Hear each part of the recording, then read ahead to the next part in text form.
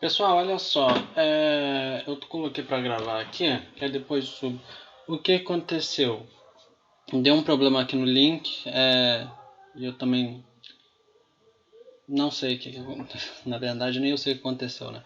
Mas deu um problema no link, que eu acho que eu entrei no link errado, eu coloquei o link errado, ou o link foi direcionado, não sei. Mas deu um problema, infelizmente, aconteceu a nossa primeira vez. Mas a gente faz o seguinte, eu marco para a semana que vem de novo, e para não perder, já que a gente está aqui, eu dou um resumo assim na matéria dessa semana, no conteúdo dessa semana, e semana que vem, aí que dia que vocês acham melhor? E horário que vocês acham melhor? Pela manhã, à tarde, assim? Qual dia vocês preferem também? Mais pra quinta, sexta ou no início da semana?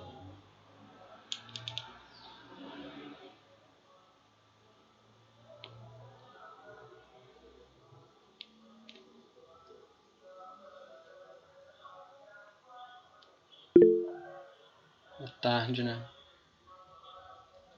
Beleza, então eu vou. Semana que vem é o quê? Show. Cadê aqui? Deixa eu abrir. Pode ser na quarta-feira então? Dia 2. Quinta. Quinta eu tenho. Então eu tenho um compromisso à tarde já. Tenho acho que uma reunião à tarde. Pode ser dia 2 então? Vocês não têm nenhuma aula esse horário não?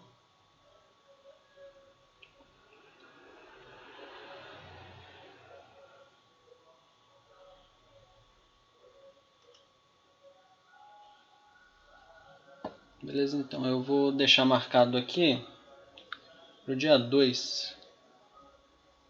Ah, que bonitinho que fica. Cadê aqui? Tarefa e evento.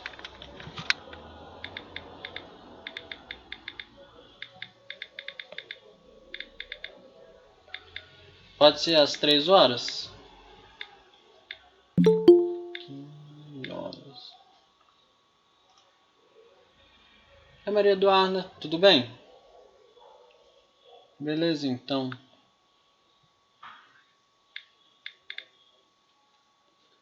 Às 15 horas, então, quarta que vem, dia 2.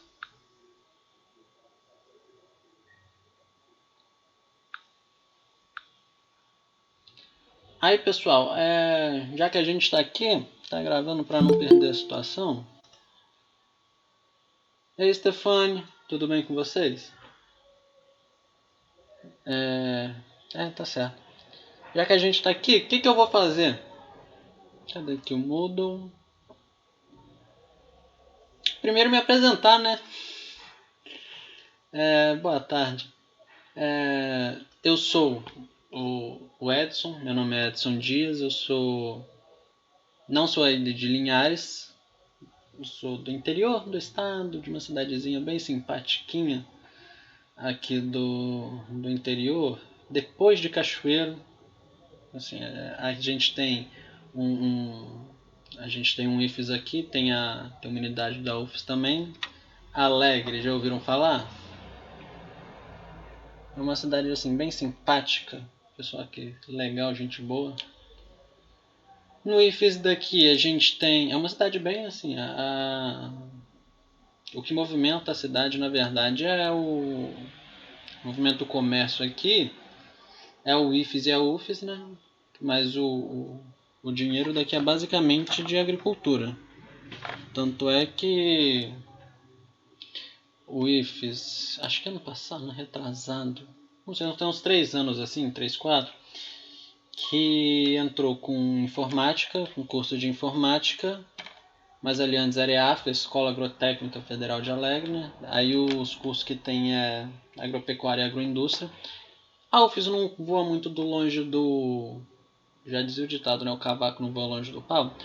A UFES ela é basicamente cursos relacionados a agricultura, mas aqui tem bastante curso legal. Quem sabe algum dia no futuro, daqui uns ano que vem, né? Final do ano que vem vocês não joguem uma vaguinha do Enem de vocês para cá. Tem bastante cursos interessantes aqui. Gosto muito da UFES.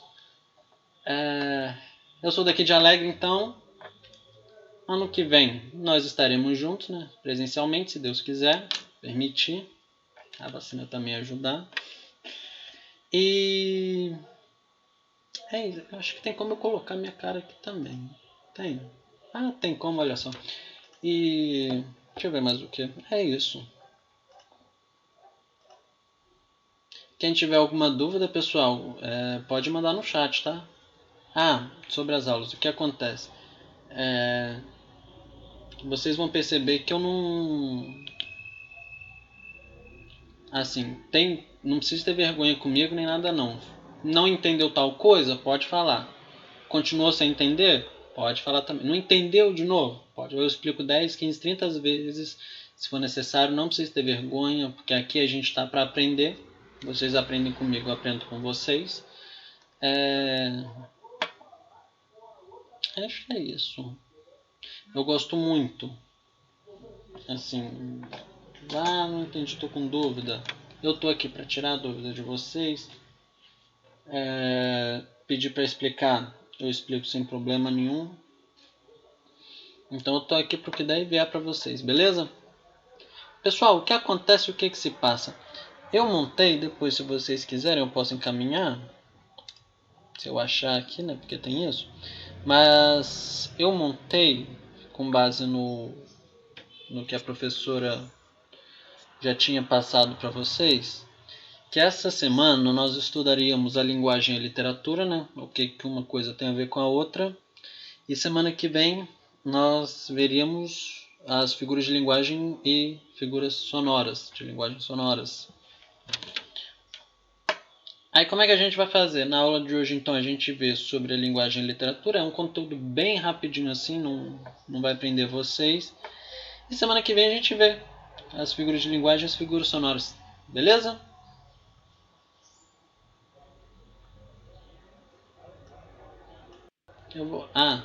Quem tiver curiosidade, esse cara de fundo aqui na minha tela é o Kafka, Franz Kafka. Carinha bem simpático ele, vocês podem ver.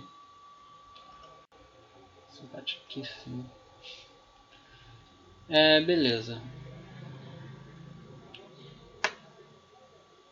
Pessoal, vocês estão lembrados? Aqui, rapidinho. Quem aqui já usou esse recurso de livro com vocês? Ou vocês já usaram? Souberam mexer nele, mais ou menos? Ou não?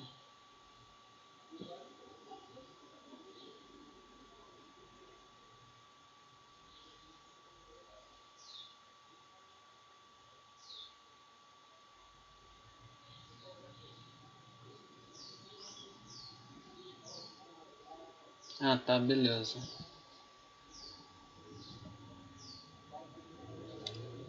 Aí o que a gente vai ver então? Nós vamos ver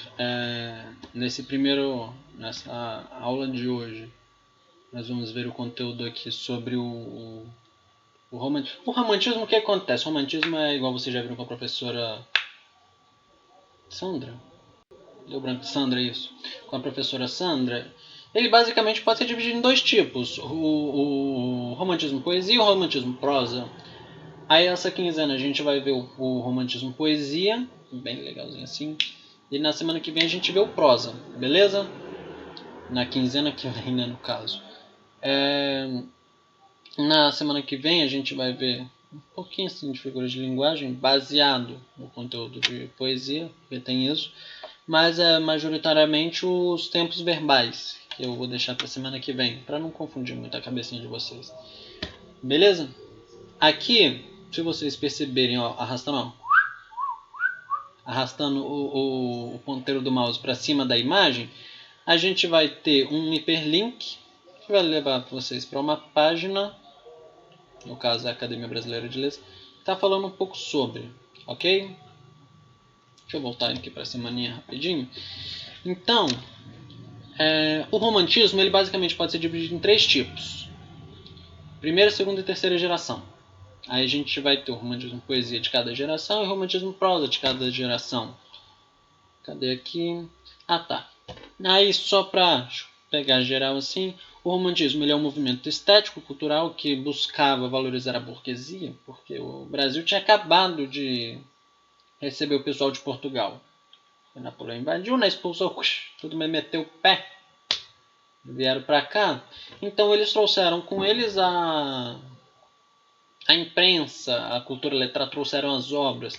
E foi a partir daí que o Brasil começou a se desenvolver em cultura letrada, referenciando, né? Mudou a forma de pensar da sociedade, além de deixar alguns valores clássicos, trazendo modernidade para as artes durante os séculos 18 e 19. Então é basicamente isso. O pessoal de Portugal veio correndo para cá, chegando aqui não tinha nada para fazer, tinha filhos para fazer, mas basicamente não tinha tendo nada para fazer. Eles inventaram de ler. Olha só, antigamente as pessoas faziam isso. E tudo vai começar com esse carinha aqui, Gonçalves de Magalhães. Antigamente uns bigodão assim. Eu não vou deixar meu bigode crescer, o que vocês acham? O Gonçalves de Magalhães, ele viajou para a Europa e assimilou. Nasceu em 811 e morreu em 882 lá em Roma. Viajou pela Europa e assimilou atrás do romantismo patriótico medievalista de Chateaubriand, Lamartine e Manzoni. Ele vai publicar em Paris os Suspiros Poéticos e Saudades, em 1836, que é o marco do início do romantismo. Ali ele e Dom Pedro eram amicíssimos, assim, os dois eram unha e carne. E a gente vai ter Alencar. Escritor antigamente era igual diva de hoje, tipo Anitta e Ludmilla. Aí o que acontecia? O Alencar, ele... Tô gravando isso, tá? O Alencar, ele era contra Dom Pedro. E o Gonçalves de Magalhães era a favor, era da turminha a favor. Então o que eles costumavam fazer? Costumavam criticar um ao outro. Teve até história que, não deles, mas de outros autores, que até já saíram na briga por causa disso. Mas eles costumavam publicar críticas. Era tipo hoje em dia tem uma história de carta de repúdio. Era tipo como se fosse isso. Um escrever carta de repúdio pro outro dia. Isso é uma coisa de gente sem ter o que fazer. Na verdade tinham, né? Muitos deles tinham profissões. Mas o que acontece? Foi o Gonçalves de Magalhães viaja para a Europa, conhece a literatura europeia, o que estava acontecendo na Europa. Vocês se lembram do que a professora Sandra já falou. E ele escreve Suspiros Poéticos e Saudades com base nos temas europeus, só que abrasileirado, relacionado a coisas do brasileiro, aqui coisas do Brasil. Livre data, que a história fixou assim, ó, que a gente colocou, vamos colocar aqui que é o mais relevante nessa mais próximo do zero, né? Nessa data aqui, para a gente falar que teve mais características românticas nesse início. Foi o primeiro a ter mais características românticas. Vamos colocar assim. Ele vai abordar alguns temas românticos, não vai ter uma liberdade expressiva, que é necessária para a nova cultura, o que vai fazer ele cair no esquecimento. Ah tá, não está editado não. O que vai acontecer com esse cara aqui? Essa liberdade expressiva vai dizer respeito às formas dos poemas, ou seja, que os poemas não vão seguir todos uma linha exata, uma mesma forma, só que ele fica preso a essa mesma forma. O que vai ser o downfall dele, a queda dele. Além do ufanismo, tá? Porque essa primeira parte, a característica principal era o ufanismo. Ele tinha muitos ideais românticos, o nacionalismo exacerbado. Quando a gente fala de ufanismo, quer dizer isso, esse nacionalismo, assim, não sou como eu sou nacionalista. Exacerbado. E ele vai começar a exaltar a nacionalidade dele através dos escritos indianistas. O que acontece? Nesse período, o pessoal lá da Europa, eles tinham voltado a escrita deles para falar um pouco de novela de cavalaria e tudo mais. E aqui no Brasil, o pessoal ficou meio que a chupar dedo, porque a gente não tinha herói. Lá eles tinham pelo menos um cavaleiro ou outro para chamar de seu. Aqui a gente não tem ninguém. para dizer que é nosso. O que tinha era o pessoal de Portugal. E o pessoal de Portugal não era o que estavam querendo. Porque agora é terra nova, né? Era o Brasil novo. Portugal tinha sido tomado por Napoleão. Então precisava de alguém. E quem vai ser esse alguém? Vão ser os índios. Que aqui vão tomar uma forma de um herói assim. Nossa, que herói maravilhoso que esse índio. Nossa, que belezura. Uma coisa quase sobre-humana. Ele vira quase um deus. Aí a gente tem os interesses de Dom Pedro. O que acontecia? O Dom Pedro queria se consagrar, né? Então ele tinha o grupinho dele, o pessoal lá. Tínhamos os mecenas, os homens ricos que patrocinavam as artes, de uma geral, pintura, escultura, literatura e tudo mais. E vai patrocinar pesquisa sobre o nosso passado, que vai acelerar esse processo ufanista, esse processo de nacionalismo. Daí vão desenterrar os índios e tudo mais. Não desenterrar porque tinha morrido, tá desenterrar na história. Vocês estão conseguindo me ouvir de boa? Quer que fala mais alto? Como é que tá a situação?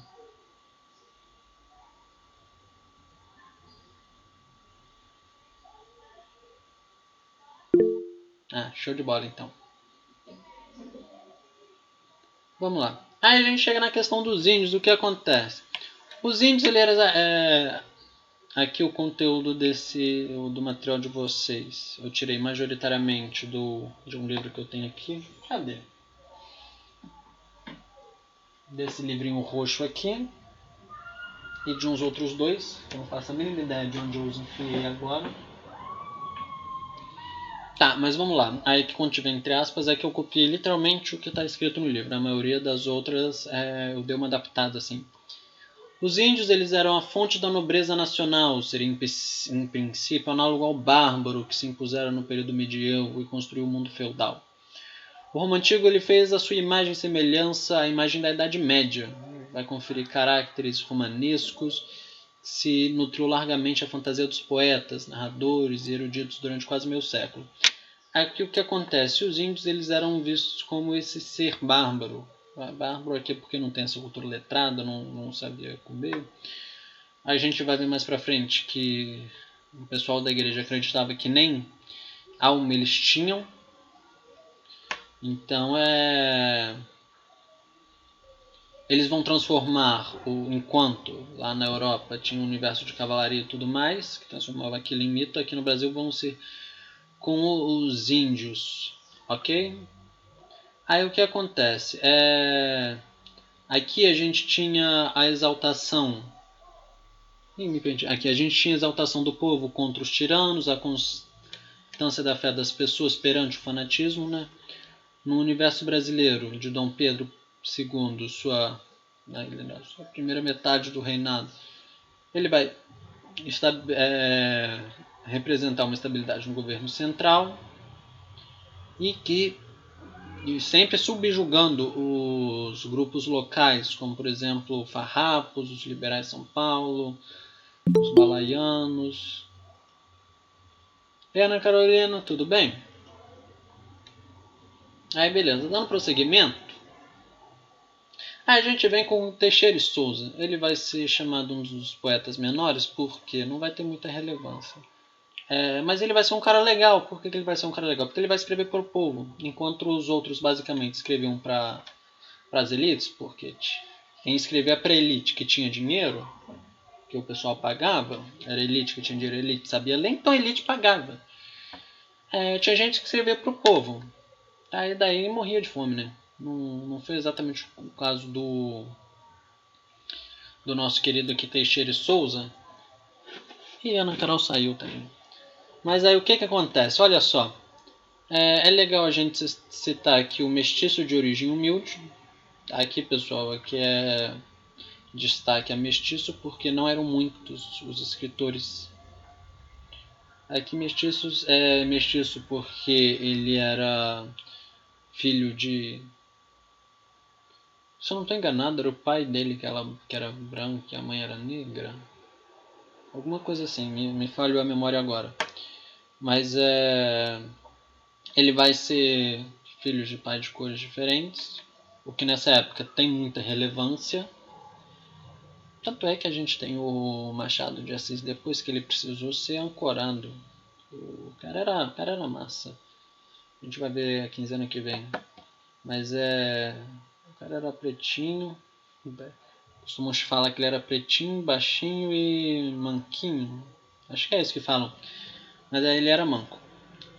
O que acontece? É importante ressaltar aqui a cor desses poetas, desses escritores, porque não vai ser muito que a gente vai ter isso, principalmente na literatura, né? Aí o que acontece? O primeiro romance romântico brasileiro, Filho de Pescador, aí aqui vai ser dirigido a um público mais vasto, que vai abranger os jovens, as mulheres e muitos semiletrados. Aí que é importante ressaltar semiletrados, por quê? Porque as pessoas não sabiam ler direito. Então ele tinha que escrever de uma forma mais simples, beleza? Cadê aqui? Aqui a ampliação na faixa dos leitores. Não poder então condizer com uma linguagem mais elaborada. Então ele escreve de uma forma mais simples. O fato é que o novo público menos favorecido... Nossa, ele tá mexendo. Ih, o Iron saiu. É o fato que o novo público menos favorecido busca algum tipo de entretenimento, no sentido de folhetim. Vocês estão lembrados do que é um folhetim? O que acontece? Antigamente não tinha novela, não tinha televisão e tudo mais. Então o pessoal publicava as histórias em folhetins, ou seja, todo dia, toda semana, ou toda semana, depende do folhetim, alguém ia lá e publicava uma historinha nova. E as pessoas acompanhavam. Era bem interessante. É tipo vlog, sabe? Hoje em dia a gente tem o... Cadê meu celular? O vlog do Instagram, que a pessoa tá lá, tá se filmando, pá. Antigamente tinha o romance de folhetim. A gente chegou no Gonçalves Dias, cara massa. Gonçalves Dias era maneiro. Ele foi o primeiro poeta autêntico, assim, a emergir no nosso romantismo. Ih, tem mensagem aqui? Não tá. A emergir em nosso romantismo porque ele vai florescer em meio a uma sociedade de toda artificial e hierarquizada. Ele vai cantar sobre o mito do bom selvagem. Essa primeira geração é conhecida como geração indianista, porque aqui a gente tem a coisa do índio bem presente. Cantando sobre o mito do bom selvagem. Os índios vão ser heróis, algumas vezes selvagens, outras vezes dóceis. A simplicidade do índio, vai contrastar com a malícia e a hipocrisia do europeu. E aqui a imagem do índio casava-se com traumas e as glórias do colono brasileiro. Então tinha essa diferença. Aqui a gente tem, por exemplo, o golpe do guerreiro, que ele exalta a força do índio. E mais diferente da literatura conservadora desse tempo, é importante notar que pode ser visto como... uma coisa legal. É que o que acontecia? Ao mesmo tempo que eles exaltavam os índios, eles tentavam passar pano para a sociedade.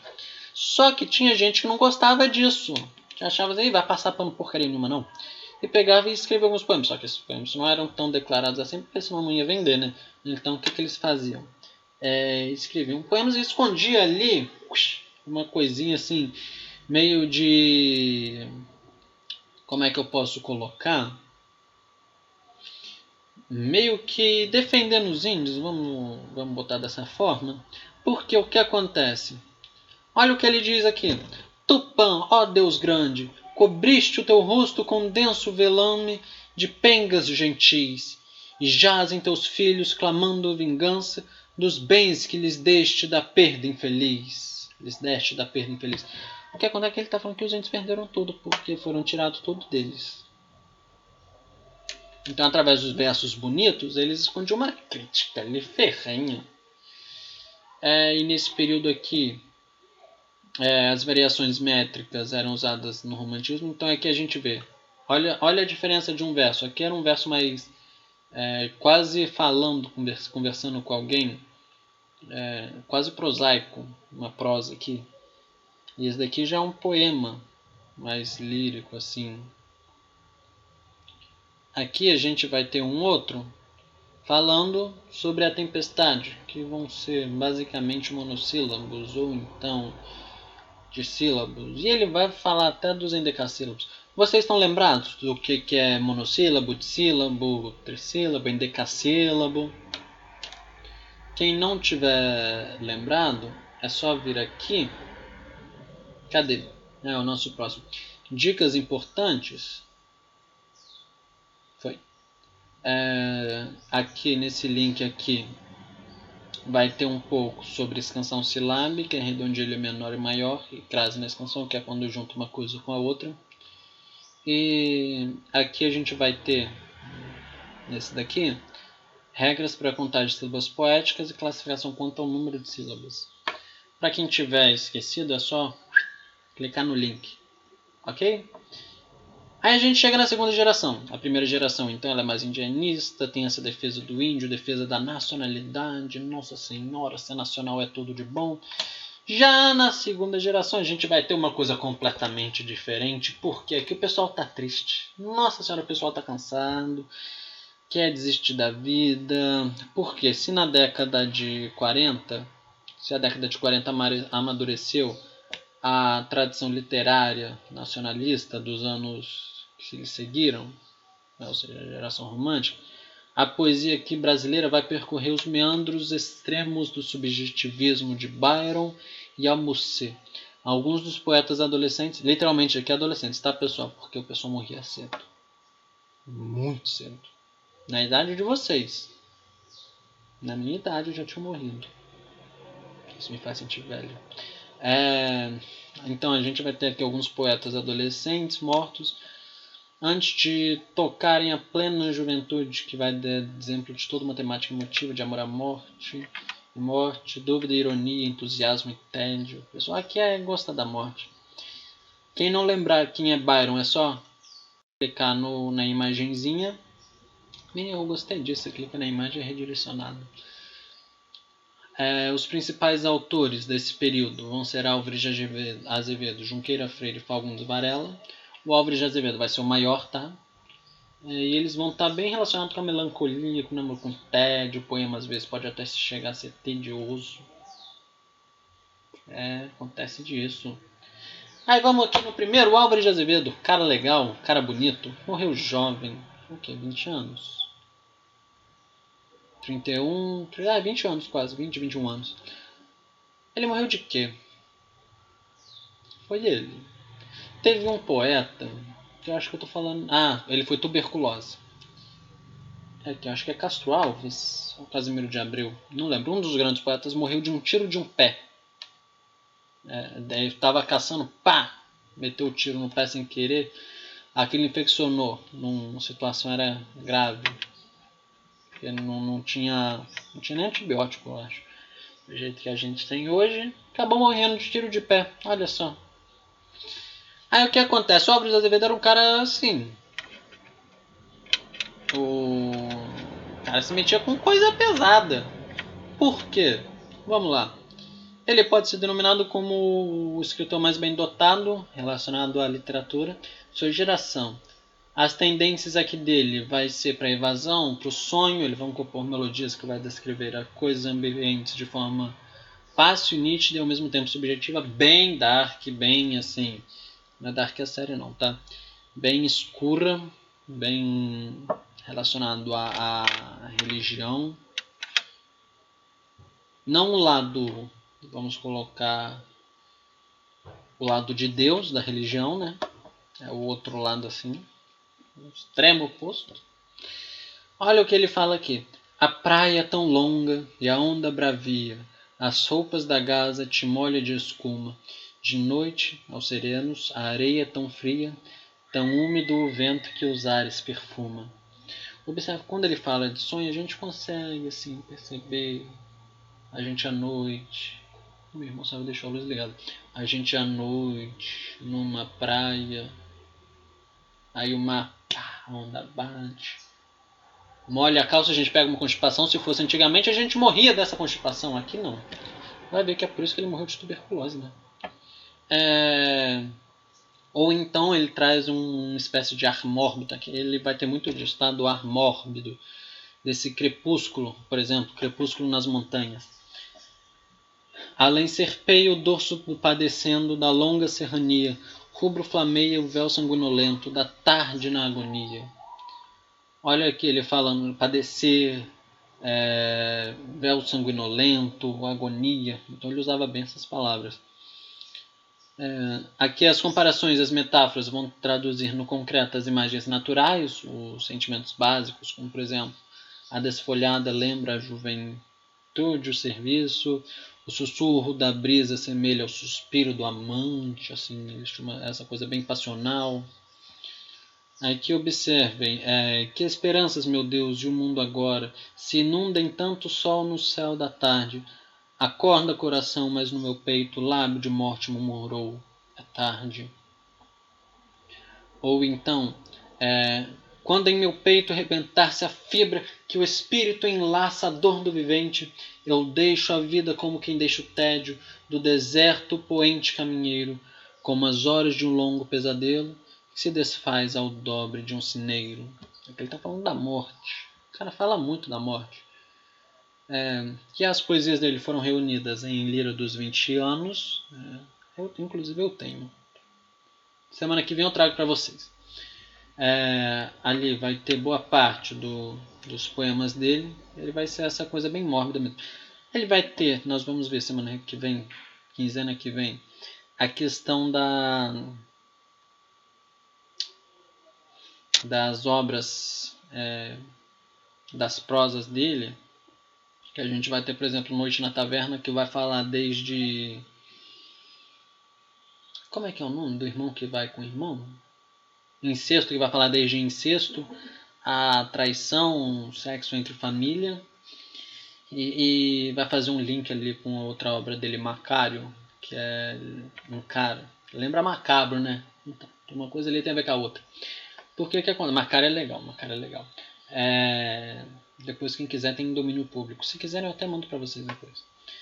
O que vai acontecer em Macário? A gente vai ter o Macário, ele entra numa taverna. Não é uma taverna, mais uma espécie de hotel, né? Em que as pessoas vão e ficam. E ali o cara, eu acho que ele tá meio, se eu não estou enganado, ele tá com febre. E nisso ele começa a ficar com devaneio.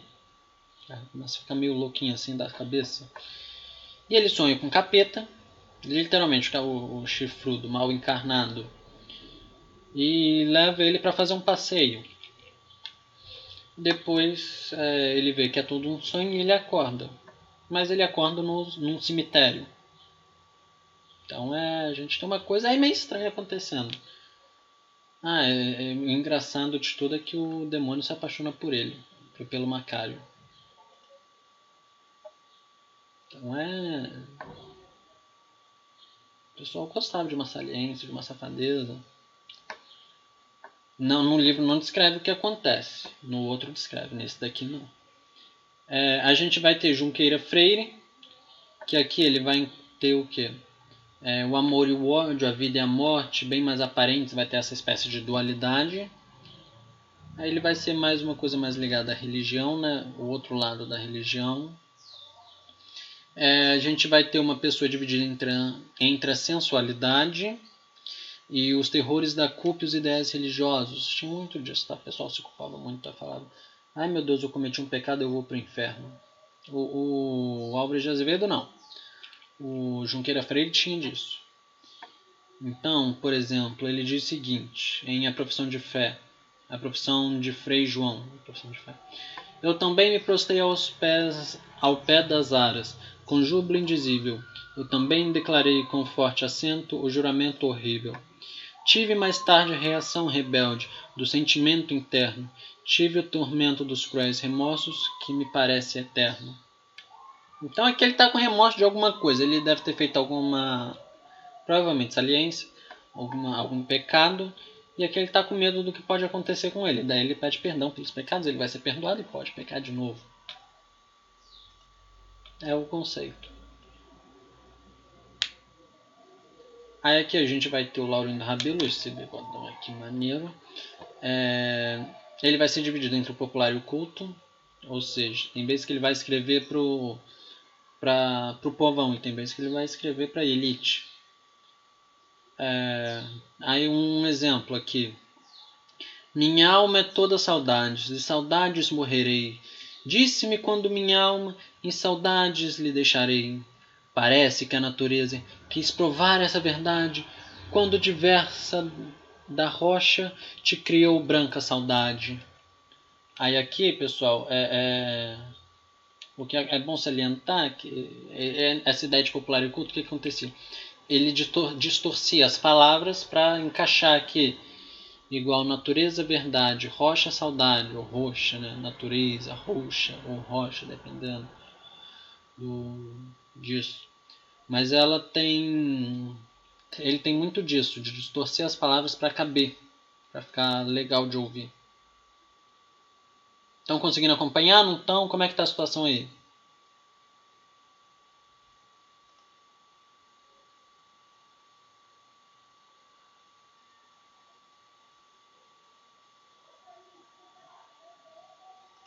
Estão acompanhando? Ah, tá de boa. Beleza. A gente já está indo pro final. A gente vai ter aqui o Casimiro de Abreu, nosso bonitão aqui. O que vai acontecer com Casimiro? Ele é um poeta simples que vai cantar a saudade da infância, o amor à natureza, os fogachos adolescentes. Fogacho é isso mesmo que você pensou, fogo. Fogo. A religião sentimental, o patriotismo difuso, com um tom sóbrio, a ausência de adjetivos. Ele vai ser aqui... ele vai ser mais direto ao ponto, né? Não vai ficar dando muitas características, não. E aqui ele não vai ser, em Casimiro de Abreu, um cara muito importante. Ele não vai ser exatamente um cara da elite, né? Porque ele tem mais esse tom sóbrio e são versos simples, o que não agrada muito a elite, mas é o que é. Olha aqui como ele coloca. Debalde eu olho e procuro, tudo escuro, só vejo em roda de mim, falta a luz do lar paterno, doce terno para mim. Bem bonitinho um poeminha. Tá falando da saudade do pai, né? Que ele não teve a questão ali paternal, não teve essa presença paterna em casa, então o cara tem saudade. Aí tá falando disso. E o Fagundes Varela, para terminar essa segunda geração.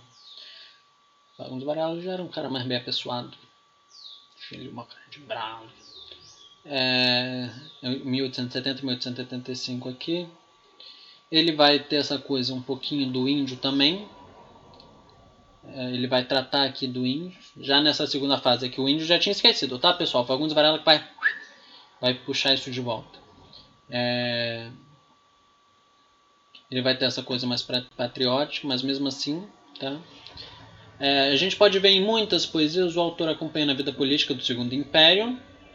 Ele tinha essa dor nacionalista, como em Ana Paula, como por exemplo o Estandarte. Ele vai ter essa exaltação da América, em Vozes da América. E é importante ressaltar que, eu lembrei, lembrei não, tá escrito aqui, né? Eu tinha esquecido. O Varela, o que vai acontecer com ele? O cara ele vai ser um dos primeiros a falar do tema do negro, do assunto do negro. Por quê? Nesse período não se falava muito. No inicinho, assim, não se falava muito. Tinha mais a questão do índio, depois foi mais essa questão da morte e tudo mais. Mas o Varela vai ser um ponto na curva, porque ele vai trazer isso quando ele escreve Mauro o Escravo. Só que ele não aprofunda. Ele não... Como é que eu posso dizer?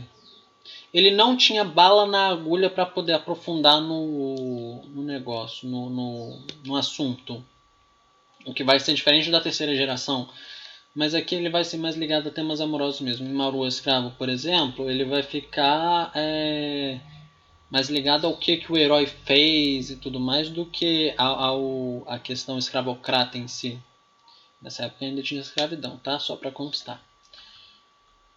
O poeta ele varia entre o bucolismo e a vida na cidade, porque ele foi criado tanto no campo quanto na cidade, e vai tentar fugir da realidade através da bebida, tinha muito disso, e da psicologia de fuga em uma vida errante, tornando-o incapaz de aceitar as transformações e pressões do meio.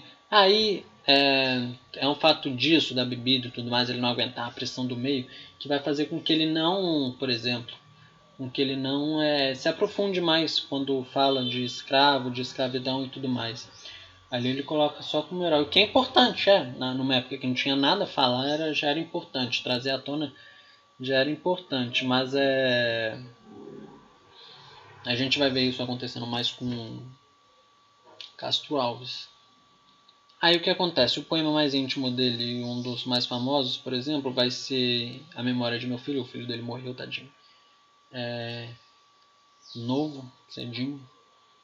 Eu não sei se ele morreu com meses ou já tinha alguns aninhos de idade. Mas olha o que ele diz. É um poema bem tristinho, tá?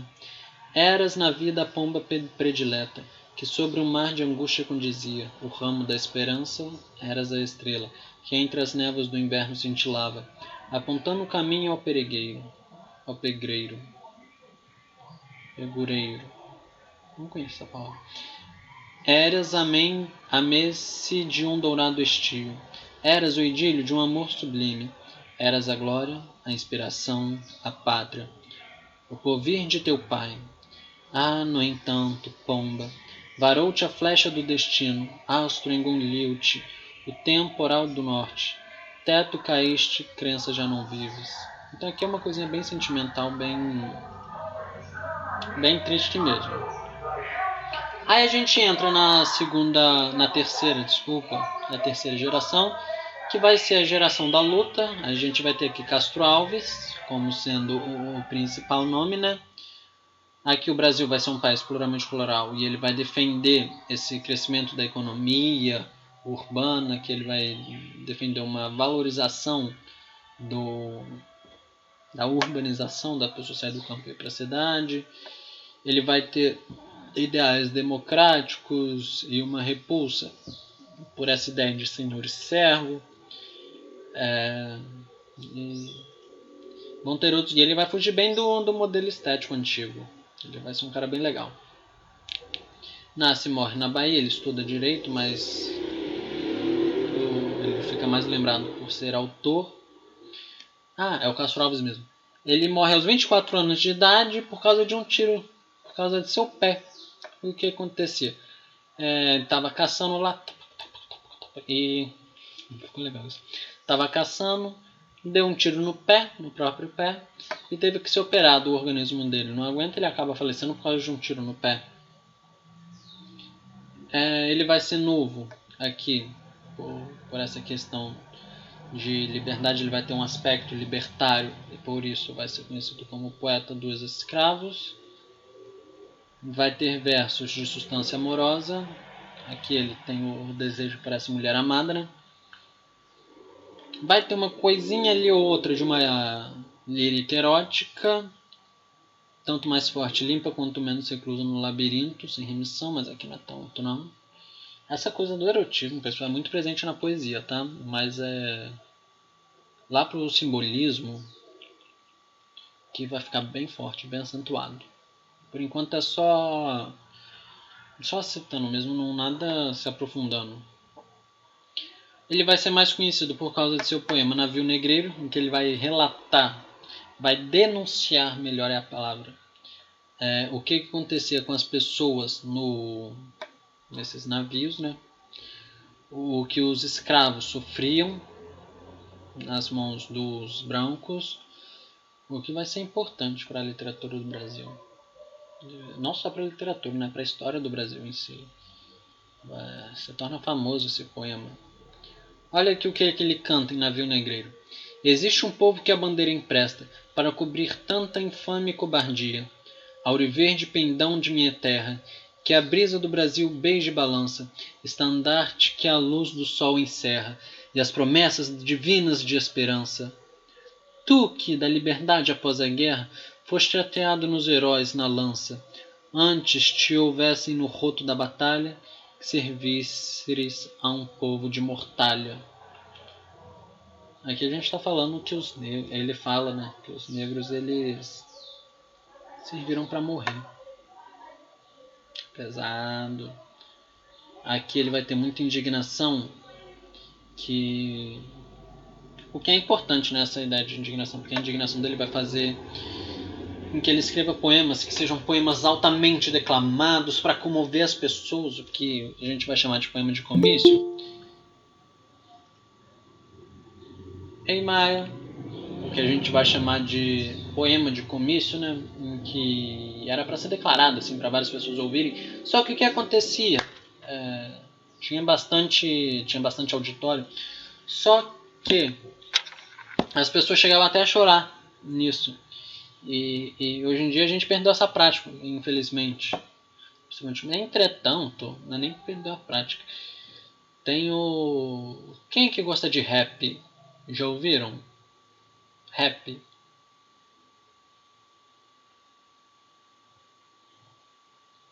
Num evento que a gente teve semana passada, semana retrasada, não lembro. Um dos vídeos que teve foi... Ei, Ana Kathleen. Um dos eventos que a gente teve falando sobre a semana do Zumbi dos Palmares, trouxeram um vídeo de uma disputa, não é bem disputa de rap. É quando as pessoas se unem e uma vai com a outra cantando rap, eu esqueci o nome disso. E o que eu esqueço muito o nome de muitas coisas. É triste. E o que acontece é... Nessa disputa eles falam disso. Então antigamente a gente tinha as poesias de comício, em que eram feitas para serem declamadas assim bem altas e tudo mais. Hoje em dia a gente tem um rap, que é de igual importância. No início dos anos 2000, se eu não estou enganado, ele era bem mais presente, o rap. Principalmente com todas as questões dos Racionais MC, do rap e tudo mais. Aí dos anos 2010 para cá teve uma ascensão do funk bem grande. Quando eu digo ascensão, pessoal, eu quero dizer que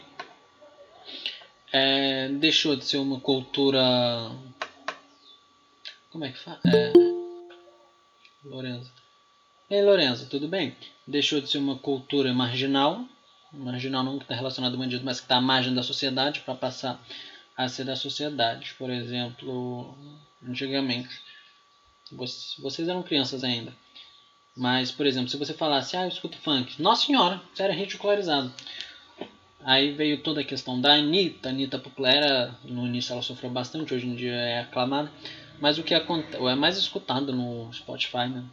Mas o que acontece é quando passa para elite, vamos colocar para classe média, é que ganha destaque na mídia e tudo mais. O rap ele teve bastante, depois perdeu. Mas agora parece que está ganhando de novo. Aqui no Espírito Santo a gente tem uns caras bem legais fazendo um rap bem massa.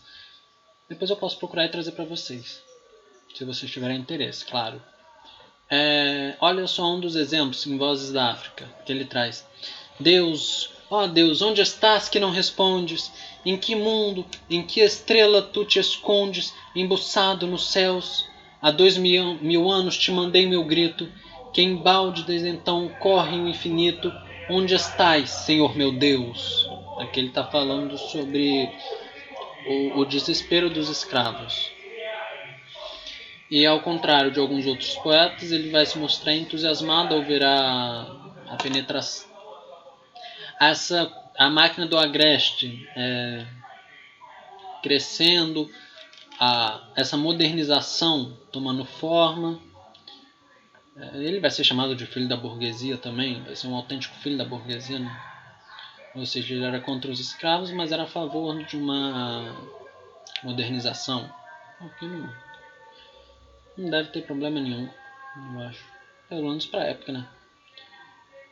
Não, na época tinha muito problema. Na época, vocês vão ver, quando a gente chegar em romantismo, realismo, mas pra falar a verdade, que vai ter muito disso. Os autores tinha muito essa rechaçação, né? Era meio como se a gente colocasse direita e esquerda hoje. Tínhamos os abolicionistas e os escravistas. Uma coisa bem parecida aconteceu nos Estados Unidos, né? Que gera isso até hoje. O pessoal do norte e do sul. O norte era libertário, o sul era escravocrata e tudo mais.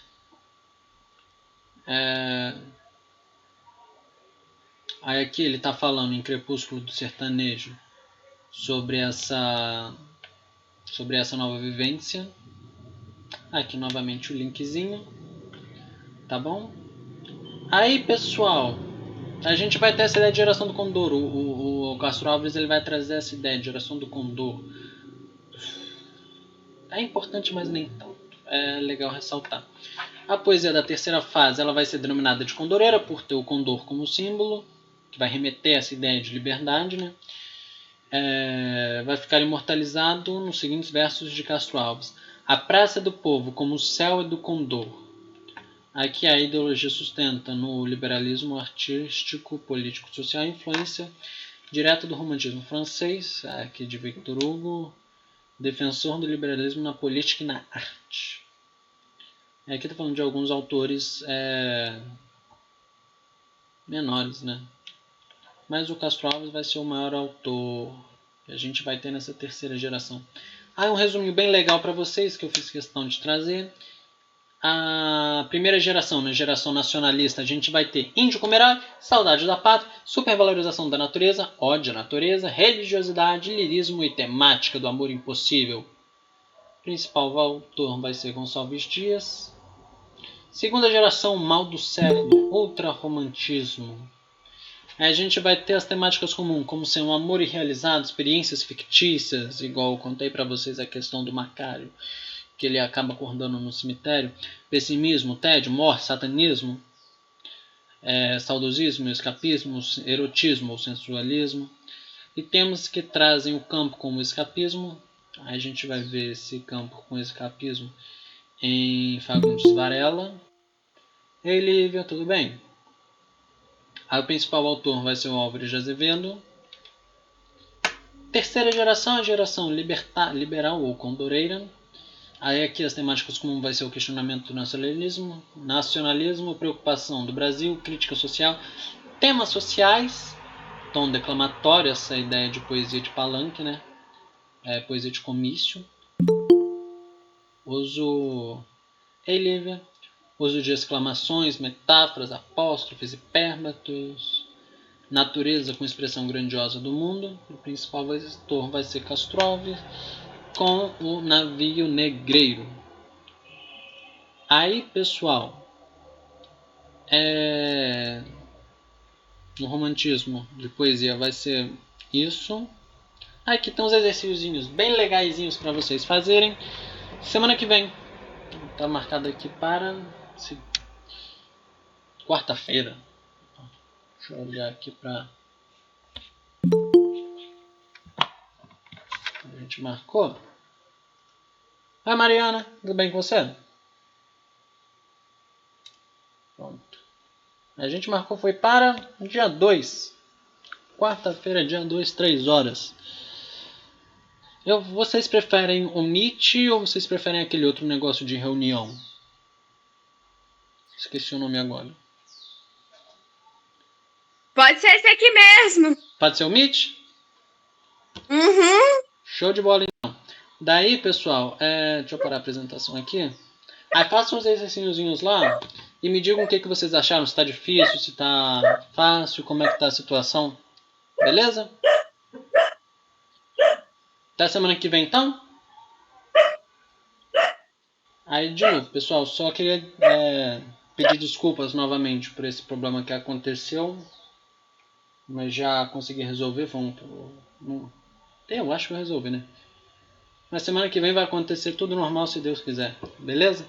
Pessoal, qualquer dúvida é só entrar em contato comigo, show de bola? Um abração então e até quarta. Tchauzinho, pessoal. Tchau, professor. Fique com Deus. Bom final de semana. Vocês também. Sextou! Sextou! Graças a Deus. Tchauzinho, gente. Falou.